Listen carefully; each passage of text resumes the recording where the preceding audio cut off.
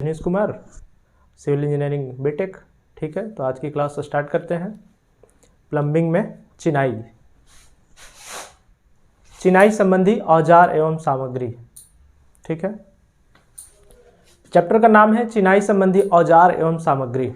लेकिन हम सिर्फ औजार और सामग्री ही नहीं पढ़ेंगे, हम बहुत सारे प्रोसेस भी पढ़ेंगे, बहुत सारे औजार के बनाने की विधि, उनका क्या इस्तेमाल है, बहुत सारी चीज़ें पढ़ेंगे। तो इस चैप्टर को हम हटा के सीधा ये बात बोल सकते हैं कि ये मैसोनरी वर्क। ठीक है, मैसोनरी वर्क।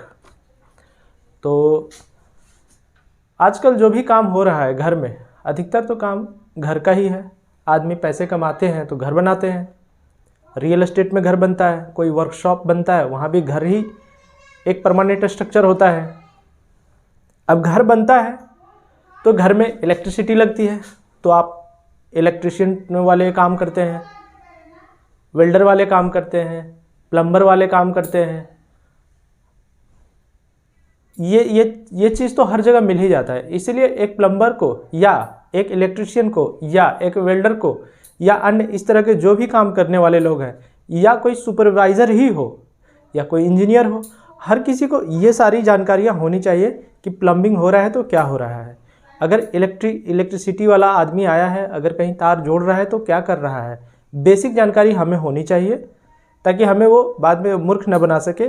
साहब यहाँ से ये ख़राब हो गया है, ये हटाना पड़ेगा, ये बदलना पड़ेगा। थोड़ा सा प्लम्बिंग में हल्का सा गड़बड़ी है, लेकिन प्लम्बर आएगा सीधा कमी नहीं बताएगा, वो अपना भी तो उसको फ़ायदा कमाना है। सीधा बोलेगा साहब ये चीज़ पूरा ख़राब है, ये पूरा सिस्टम बदलना पड़ेगा। तो जो जिसके पास जानकारी नहीं है वो सीधा कहेगा हाँ ठीक है बदल दीजिए। और अगर आपके पास जानकारी रहेगा, आपके घर वाले के पास या जो भी वहाँ का सुपरवाइज़र है उसकी जानकारी रहेगा कि अरे इसमें तो बस माइनर प्रॉब्लम है, तो वो जानता है कि कैसे करना है। लेकिन क्योंकि उसके पास औजार नहीं है, उसके पास और स्पेशल स्किल या एक्सपर्टीज़ नहीं है, एक्सपीरियंस नहीं है, इसलिए वो नहीं कर पाएगा। तो वो आदमी बुलाएगा, लेकिन जान रहा है कि कैसे होगा, बीमारी जान रहा है, तो उसके लिए थोड़ा जीवन आसान हो जाएगा। जो सामने कर रहा है उसके बारे में पहले से उसके माइंड में इमेज बना हुआ है कि ऐसे ऐसे होना है इसमें। ठीक है, तो आइए हम पढ़ते हैं। इसीलिए हमें हर प्लम्बर हो या इलेक्ट्रिशियन हो तो उसको थोड़ा सा वेल्डर आना ज़रूरी है, थोड़ा सा प्लम्बिंग आना ज़रूरी है। प्लम्बर है तो उसको थोड़ा सा इलेक्ट्रिशियन आना ज़रूरी है, उसको थोड़ा सा वेल्डिंग आना ज़रूरी है, थोड़ा सा मैसोनरी वर्क, या ये सब जनरल चीज़ें हैं, कोई खास चीज़ें नहीं है, लेकिन हमें आना चाहिए। आपके सिलेबस में भी है, इसलिए ये ज़रूरी है। तो आइए पढ़ते हैं। मैसोनरी वर्क है ना, चिनाई संबंधी सारे काम, यही चैप्टर है, चिनाई संबंधी सारे काम। चिनाई, लगता है आप नाम पहली बार सुने होंगे चिनाई, लेकिन काम आप हर जगह देखे होंगे। ईंट का जोड़ाई हो रहा हो, घर बन रहा हो, कॉलम ढला रहा हो, सब चिनाई ही है। मुख्य रूप से ईंट का जो काम हो रहा हो, ईंट को जोड़ने का काम। अब ईंट पत्थर वाला भी ईंट होता है और मिट्टी वाला भी ईंट होता है, आजकल फ्लाई ऐश वाला ईंट चल रहा है। तो इस तरह के रिलेटेड जो काम है वो सारे काम चिनाई में होते हैं। ईंट को जोड़ने, कैसे जोड़ते हैं, मसाले लगा के जोड़ते हैं, तो ये सब बेसिक चीज़ें हैं जो आपके माइंड में एक इमेज बन रहा होगा। तो पहले एक बार कर लीजिए। अब हम थोड़ा सा एक स्मॉल मेडिटेशन करेंगे। आप आंख बंद करके उस सीन को याद कीजिएगा, 1 मिनट का मौन रहेगा। उस मौन में आप अपने माइंड में उस सीन को याद करेंगे कि काम हो रहा है, घर बनाने का काम हो रहा है। आप सब देखे ही हैं, कहीं ना कहीं आपके जीवन से वो चीज़ गुजरा होगा। तो एक मिनट के मौन के दौरान आप आंख बंद करके उस सीन को याद कीजिए। काम हो रहा है तो उसके आसपास लोग काम कर रहे हैं, उसके औजार, मिस्त्री के औजार, राज मिस्त्री के इधर उधर बिखरे पड़े हैं। क्या क्या औजार आसपास बिखरे पड़े हैं उसको 1 मिनट के अंदर माइंड में मेमोराइज करना है। चलिए शुरू करते हैं। मिनट के मौन के बाद आपने अपने माइंड में इमेज बनाया होगा, 4 या 5 ऑब्जेक्ट आ रहे होंगे कि ये होता है करनी होता है, कुदाल होता है, और ऐसे 3-4 ही आइटम माइंड में आता है। लेकिन कितने चीज़ें होती हैं एक्चुअल में, वो देखिए कि 19-20 आइटम्स होते हैं जो आपके सामने पड़े हुए हैं। एल स्क्वायर, प्लम्बॉब, स्पेड, फावड़ा, कुछ आपके नाम देसी होंगे, उसके इंग्लिश टर्म लिखे हुए हैं। इंग्लिश टर्म, क्योंकि अब आप टेक्निकल चीज़ पढ़ रहे हैं तो आपको इंग्लिश टर्म से रूबरू होना बहुत ज़रूरी है। इसलिए हमने इंग्लिश और हिंदी दोनों लिख दिया है, आप हिंदी में तो जान ही रहे होंगे। क्षेत्रीय स्तर पे जैसे करनी, बसली, फावड़ा है, ये अलग अलग क्षेत्रों में अलग अलग नाम होते हैं इसके। चलिए एक एक करके देखते हैं इनका काम क्या है। एल स्क्वायर, जैसे अब घर बन रहा है तो मकान मालिक को क्या चाहिए होता है, या कस्टमर को क्या चाहिए होता है, या क्लाइंट को क्या चाहिए होता है कि जो दीवार हो सीधा सीधा हो, 90 डिग्री पे बने। तो अगर जिस मिस्त्री के पास टेक्निकल ज्ञान नहीं होगा वो बस ईंटा रखेगा, उसके साथ ईंटा को सटाएगा और उसको बस लगेगा कि हाँ 90 है और उस पर जोड़ देगा। वो सिर्फ लगने पे काम करता है कि 90 लग रहा है तो जोड़ देगा। लेकिन जो टेक्निकल होगा, जिसके पास ट्रेनिंग होगा, एक्सपीरियंस जो होगा, तो वो किसी भी चीज़ को टूल के मदद से उसको चेक करके ही काम को आगे बढ़ाएगा। तो चेक कैसे करेगा, जैसे अगर यहाँ काम हो रहा है, दीवार ऐसे ऐसे जोड़ना है, इस तरह से स्ट्रक्चर को ऊपर उठाना है, यहाँ से दीवार से ऊपर जाएगा। तो इसको यहाँ पे एक छोटा सा एल स्क्वायर आता है, एकदम पतला स्ट्रिप होता है, इसमें मशीनरी के द्वारा 90 डिग्री फिट होता, 90 डिग्री पे ही ये बना होता है। तो क्या करेगा कि जोड़ने के दौरान यहाँ ईंटा बिछाएगा, ईंटा बिछाने के बाद इसको यहाँ पे रखेगा, चेक लगाएगा, चेक लगाने के बाद ईंटे को सरियाएगा और 90 डिग्री चेक हो जाएगा, फिर वहाँ पे जोड़ाई आगे काम बढ़ा देगा। तो एल स्क्वायर का यही काम है कि हमें 90 चेक करना है, तो एल स्क्वायर का यूज़ करेंगे। जब साइट वर्क करते हैं, जैसे बहुत बड़ी ज़मीन को नाप रहे हैं, वहाँ एल स्क्वायर नहीं लगा पाएंगे क्योंकि एक धागे के हिसाब से बहुत बड़ा एरिया में काम होता है, तो एक छोटा सा एल लगा के काम नहीं हो सकता। तो वहाँ पे एक ये फार्मूला हम लोग लगाते हैं। यहाँ पे हमारा एक खूंटा गड़ा हुआ है या बांस का फट्टी होता है, वो गाड़ देते हैं, यहाँ पे खूंटा गाड़ देते हैं, और तीसरा एंड फ्री रखते हैं। और 3 4 5 वाला रूल लगा लेते हैं। एक को 3 नाप लेते हैं फीते की मदद से, एक को 4 माप लेते हैं, और फिर दोनों आदमी यहाँ पे एक एंड पे फ्री रहता है। जिस कॉर्नर को हमें 90 डिग्री बनाना होता है उसको फिक्स कर देते हैं, और दोनों तरफ 3 4 माप फिक्स कर लेते हैं। और ये होना चाहिए 5, अगर ये 90 है तो ये 5 होना चाहिए पाइथागोरस थंब रूल के अनुसार। तो इसके बाद हम लोग डोरी को, 5 वाली डोरी को या तो 3 को फिक्स करके 5 वाली डोरी को आगे पीछे बढ़ा के 4 फिक्स करते हैं, या 4 और 5 को लेके 3 को फिक्स कर लेते हैं। इस हिसाब से भी हमारा ये कोनिया का काम करता है। कोनिया, इसको देसी में कोनिया कहते हैं, इंग्लिश में एल स्क्वायर है। एल स्क्वायर टूल का नाम हो गया। क्षेत्रीय भाषा में कोनिया मिलाना कहते हैं कि कोनिया मिलाए हैं मिस्त्री जी, कोनिया मिलाए हैं।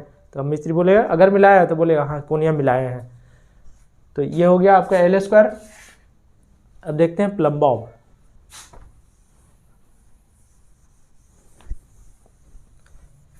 प्लम बॉब का फोटो आप यहाँ पे देख ही पा रहे होंगे। उस फोटो में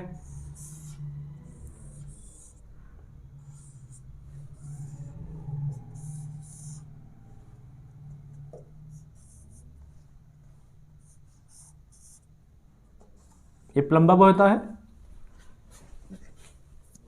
ये मेटल का हैवी होता है, इसका कोई वेट फिक्स वेट नहीं है, पर ये एकदम सेंटर से एक धागा होता है, कॉटन का धागा होता है, और इसके बीच से यहाँ पे एकदम सेंटर पे जुड़ा रहता है। ये कोनिकल होता है, और इसके साथ यहाँ भी एक गुटका लगा रहता है। जिस मेटल का ये है उसी मेटल का ये गुटका भी रहता है। इसका काम क्या है, ये आप घर में ये लोग आप भी देखे ही होंगे इसका यूज़ करते हुए कि लोग ऐसे मिलाते हैं, ऐसे इस गुटके को पकड़ के, इससे वर्टिकलिटी चेक होता है कि हमारा जो दीवार उठ रहा है वो सीधा 90 डिग्री नीचे से जा रहा है कि नहीं। एल स्क्वायर में हमने 90 क्या देखा कि प्लेन में ऊपर से 90 जा रहा है कि नहीं, इस तरह से 90 जा रहा है कि नहीं, लेकिन प्लम बॉब से वर्टिकली 90 जा रहा है कि नहीं, वर्टिकल 90, वर्टिकल 90, ये हॉरिजेंटल 90 देखते हैं एक तरह से। ठीक है, तो प्लम बॉब की मदद से इस तरह से देखते हैं। नीचे का हमने दीवार उठा रखा है, उसके ऊपर एक ईंट में ऐसे लगाएंगे, ऐसे लगाएंगे, उस धागा नीचे लटका हुआ है, धागा से देखेंगे कि हाँ ये स्पेस बराबर बना हुआ है नीचे तक, तो हाँ देखेंगे कि हाँ दीवार सीधा है। इस हिसाब से हम प्लम्ब बॉब का इस्तेमाल करते हैं वर्टिकलिटी 90 देखने के लिए। अब बाकी चीज़ें देख ही रहे हैं, स्पेड फावड़ा जान ही रहे हैं, वहाँ पे मिट्टी खोदने का काम हो, सीमेंट मिलाने का काम हो, गिट्टी बालू का काम हो, बिना फावड़ा का काम होगा नहीं, क्योंकि हाथ से कितना करेंगे, है ना। फावड़ा भी कई तरह के होते हैं, कुदाल की तरह फावड़ा होता है, एक उठाने वाला फावड़ा होता है, दोनों तरह का इस्तेमाल होता है। बसुली बसुली बसुली क्या होता है, फोटो यहाँ देख रहे हैं आप। बसुली एक एंड हथौड़ी की तरह होता है, हैमर की तरह एक एंड होता है, और दूसरा एंड हल्का सा चिजल जैसा होता है, हल्का उसमें तीक्ष्णता रहता है, मतलब उसमें एक कोना बना हुआ रहता है ताकि मारे तो कट जाए। तो जैसे मिस्त्री बहुत तेज़ी से काम कर रहा होता है, उसको टारगेट रहता है कि एक दिन में 500 ईंटें जोड़नी है, तो फटाफट हाथ में उठाता है, सेट करता है, और जो भी ईंटा साइज का नहीं है या आड़े तिरछे है या कुछ एक्स्ट्रा उसको अलग टर्मिनोलॉजी वाला ईंटा बनाना है, स्पेशल ईंटा बनाना है, तो उसको वहीं से काट के अलग जो साइज शेप उसको चाहिए, तो बसुली का दूसरा वाला जो एरिया है जिसमें चिजल रहता है, पतला धार रहता है, उससे मारता है और कट जाता है उसी हिसाब से।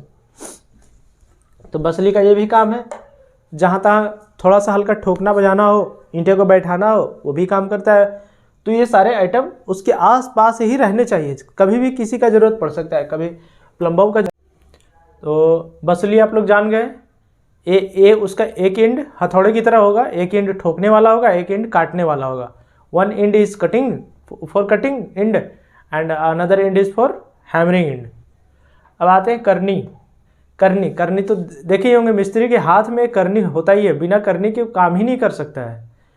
तो करनी जैसा कि देख ही रहे फोटो में, ऐसा है एक उसका जो बना हुआ होता है, कई दफ़ा आप देखते होंगे कि काम करते करते जब ईंटा उठाता है मिस्त्री, तो बसली से नहीं काटता है, करनी से ही काट देता है, लेगा कट से काट के अलग कर देता है।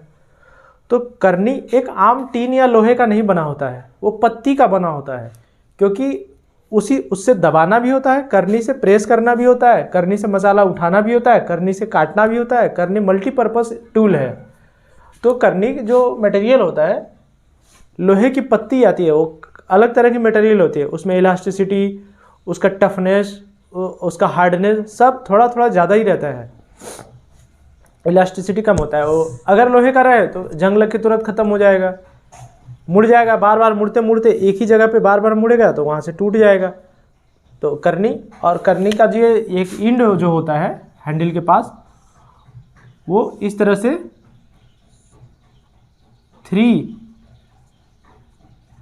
3 पॉइंट से वो पिंच्ड रहता है।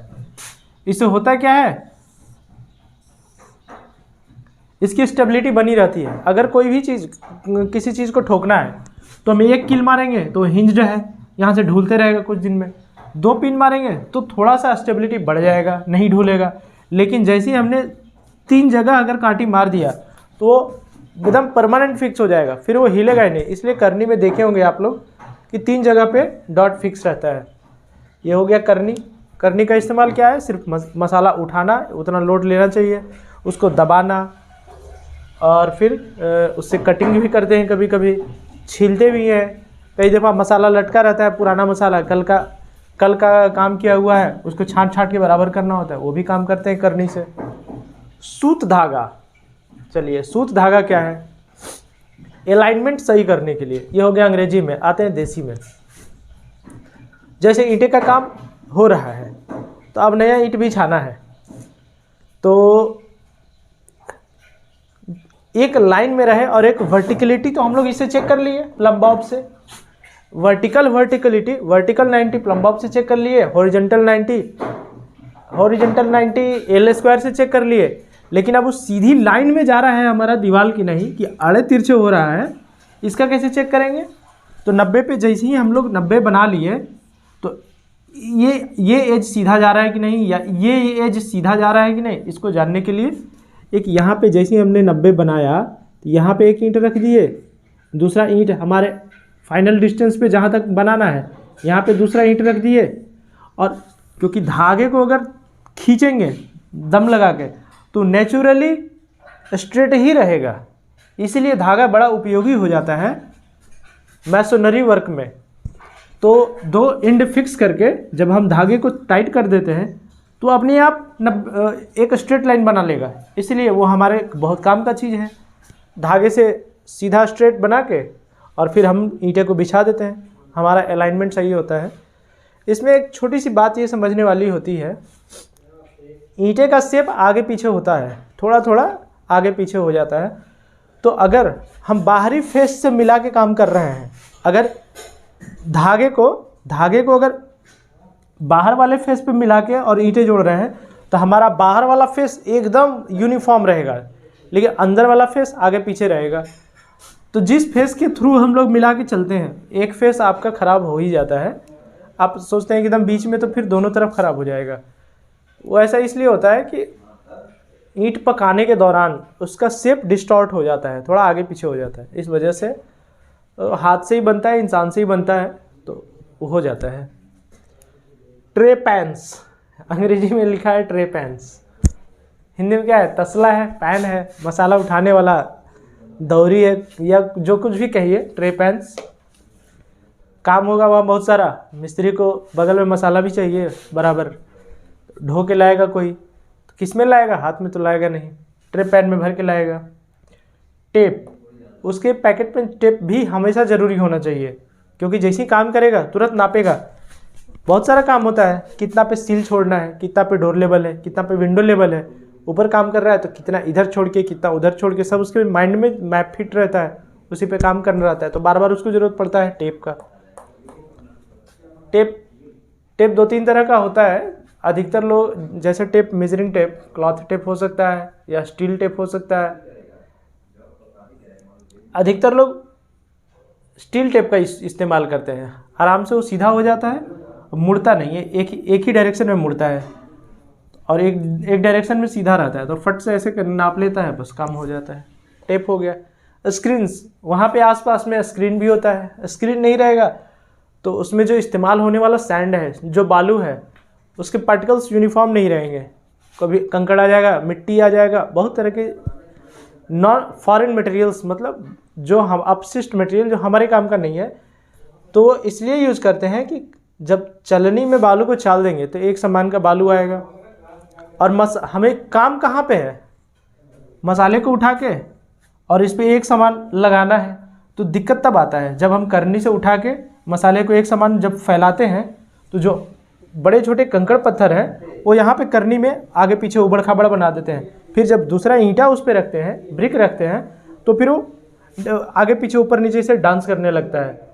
तो उसी से बचने के लिए हमें चलनी से चाल के बालू ही इस्तेमाल करते हैं, तो ज़्यादा बढ़िया होता है काम। चिजल, छेनी, आप जान ही रहे हैं छेनी क्या है। जैसे अब काम आगे बढ़ा रहे हैं, आगे कॉलम आ गया, कॉलम सही शेप में नहीं है या थोड़ा गिट्टी उसका निकला हुआ है, मार के तोड़ना है, तो ये भी ज़रूरी है। छेनी, अब हथौड़ी का इस्तेमाल करेंगे, लेकिन अगर कुछ ज़्यादा है तो फिर छेनी से काटना होगा। अगर दीवार में कुछ नया शेप बनाना है या जाम करना है, फ्रेम को जाम करना है, तो ईंटे को तोड़ना होगा। बहुत तरह का काम होता है, तो छेनी से काटने का काम करते हैं। अच्छा, अब एक बात बताइए, हर साइज के सरिया यूज होता है साइड पे। जो सबसे मोटा वाला सरिया है, अगर उसको रगड़ के या पीट के अगर छेनी का शेप दे दें तो क्या काम करेगा? वो छेनी का काम करेगा?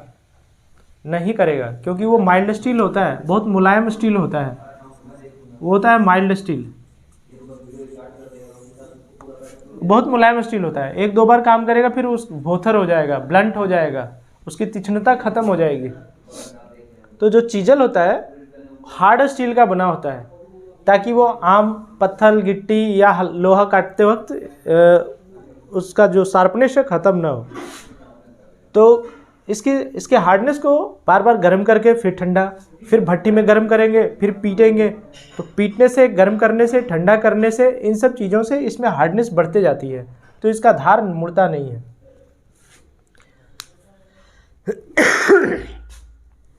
ये सब ईंट के काम में ये सब सामने काम में आता है। ईंट का काम जब होता है मैसोनरी वर्क सिर्फ ईंट से हो नहीं सकता, पत्थर के काम को भी मैसोनरी वर्क कहते हैं। तो जो स्पैल हैमर है, पहले जब जहाँ पे पहाड़ी एरिया है वहाँ पे मिट्टी बहुत कम मात्रा में मिलती है, अधिकतर सब चट्टान ही चट्टान मिलते हैं, तो वहाँ बॉम्ब ब्लास्ट करके बड़े बड़े पत्थर निकाले जाते हैं, उनसे छोटे छोटे साइज़ के, ईंटे से थोड़े बड़े साइज़ के पत्थर निकाले जाते हैं और उसी से चिनाई वर्क होता है, मैसोनरी वर्क होता है। तो उनके भी शेप को काट काट के थोड़ा शेप बना दिया जाता है काम लायक, कि हाँ ठीक ठाक, थोड़ा ठीक ठाक बना दिया जाता है। तो उसको स्पैल हैमर से ठीक करते हैं। स्पैल हैमर, ये फोटो है, इसमें भी आप वही हैमर से मार के इधर आड़े तिरछे जो भी पत्थर लटका हुआ है, निकला हुआ है, उसको सीधा करेंगे। एक रफली शेप एंड साइज दे देते हैं। हैंड सा, अब जैसे सरिया आ गया या लिंटल पड़ रहा हो तो वहाँ पे सरिया का काम है, तो अब उसके लिए अलग से एक्सपर्ट नहीं ना आएगा, काम हो रहा है लगातार स्पीड में, सारे काम मिस्त्री ही करता है, मिस्त्री को इतना सारा काम पता होना चाहिए। अगर वो कहे कि नहीं हम सिर्फ ईंटा जोड़ने वाले हैं, सिर्फ ईंटा जोड़ेंगे, तो काम नहीं चलेगा। ऐसे लोगों को लोग बाहर निकाल देंगे, अगले दिन नया मिस्त्री पकड़ के लाएंगे जो इस छोटे मोटे काम कर सकता है इस तरह के। तो ये भी उसी का काम है। अब हैंड सा से क्या करेंगे, अब थोड़ा सा छड़ का जरूरत पड़ गया या थोड़ा लिंटल पड़ गया, तो वहाँ पे चार छड़ के 4 टुकड़े डालने हैं, तो काटे आराम से, हैंड सा लाए, काट लिए, डाल दिए, फर्मा लगा के डाल दिए, ये सब काम उसी का होता है। क्ला टूल हम बताएंगे बाद में। सब्बल भी चिजल का बड़ा भाई है। चिजल छोटा सा है, कम से कम एक बित्ते या 15 सेंटीमीटर या 20 सेंटीमीटर का चिजल होता है, लेकिन जो सब्बल होता है 60 सेंटीमीटर से 1 मीटर, लगभग आपकी कमर के बराबर होता है, जमीन से लेकर आपकी कमर के बराबर तक 100 मीटर। तो जो सब्बल होता है बहुत वजनी होता है, तो हम जब छेद करने के काम या कोड़ने के काम या जहाँ पे बहुत ज़्यादा मैन पावर चाहिए, तो वहाँ पे सब्बल के मदद से काम करना होता है। या बहुत बड़ा पत्थर उठाना है तो सब्बल की मदद से पुली का काम करता है और उससे उठा देते हैं। सब्बल का भी बहुत सारा काम है। स्पिरिट लेवल, अब इसका क्या काम है कि हॉरिजॉन्टल 90 जान गए, वर्टिकल 90 जान गए, दीवार सीधा जा रहा है कि नहीं, इसको किससे काम कर लेंगे, सूत की धागा से। लेकिन अब दीवार सीधा तो है, लेकिन ये इस तरह से है कि नहीं, ये कहीं कोई स्लॉप पे तो नहीं जा रहा है, या स्लॉप डालना है तो क्या करेंगे, तो उसके लिए स्पिरिट लेवल का इस्तेमाल करेंगे। स्पिरिट लेवल में लिक्विड भरा रहता है और एक बबल बना रहता है। तो भगवान के द्वारा बनाया हुआ नियम है कि पानी का बबल या कोई भी बबल हमेशा सेंटर में रहना चाहेगा। अगर इधर कर देंगे तो बबल ऊपर भाग जाएगा, इधर स्लॉप कर देंगे तो बबल इधर भाग जाएगा, इधर स्लॉप कर देंगे तो बबल इधर भाग जाएगा। तो भगवान ने जो बनाया उसी का इस्तेमाल हम लोग औजार में करते हैं। तो उसको बना के हमने स्पिरिट लेवल का आविष्कार किया। स्पिरिट लेवल की ये खासियत है कि बबल हमेशा सेंटर पे रहेगा। सेंटर पे रहेगा तो हम समझ जाएंगे कि ये दीवार ऐसे सीधा जा रहा है। तो स्पिरिट लेवल का ये काम है। उसी तरह से स्पिरिट लेवल लंबा होता है, बबल ट्यूब छोटा होता है, उसमें बबल होता है, दोनों करीब करीब सेम ही होते हैं। एक कटिंग मशीन होता है। पहले के ज़माने में लोग हाथ से काटते थे सरिया को। अब क्या है कि हर जगह बिजली है, काम घर में काम लगने से पहले ही पानी, बिजली, इन सब का व्यवस्था कर लिया जाता है। कटिंग मशीन क्या है कि जैसे अब टाइल का काम हो रहा हो या सरिये का काम हो, किसी भी काम में अब हाथ से काटने में बहुत टाइम लगता है। तो सबके पास करीब करीब मशीन होता है, फट से उसमें बस टूल, उस टूल में कटिंग बीट बदलते हैं। लोहा काटना है तो लोहे काटने वाला बीट लगा दिए, लकड़ी काटना है तो लकड़ी काटने वाला बीट लगा दिए, पत्थर काटना है पत्थर काटने वाला बीट लगा दिए। या जब प्लम्बर काम करने जाते हैं तो उनके पास खाली दीवार मिलता है, तो उसको उसी मशीन से, कटिंग मशीन से ही काटते हैं। धर दीवार को काटते हैं, ईंटे को काटते हैं। ईंट के बीच में कभी कभी झामा ईंटा भी मिल जाता है, उसको काटना थोड़ा मुश्किल होता है। कभी लिंटल आ जाएगा, थोड़ा और मुश्किल बढ़ जाएगा। लिंटल में अगर लिंटल के अंदर से डालना है तो अगर सही से सरिया नहीं डाला गया है, ज़्यादा किनारे डाल दिया गया है, तो हमें सरिये को भी काटना पड़ जाता है एक प्लम्बर को। तो प्लम्बर फिर वहाँ पे बीट बदलेगा, सरिया काटने वाला बीट बदलेगा, और यहाँ से दीवार काटते जा रहा था वहाँ पे सरिया को भी काट देगा। हालांकि ये टेक्निकली गलत है, सरिया काटेगा तो स्ट्रेंथ कम हो जाएगा, लेकिन उतनी परवाह लोग नहीं करते हैं। घर में आर्किटेक्चरल व्यू भी बहुत ज़रूरी है। तो प्लम्बिंग करने के दौरान उस तरह से काटने का काम में आता है कटिंग मशीन। ये हो गए आपके चिनाई संबंधी औजार एवं सामग्री।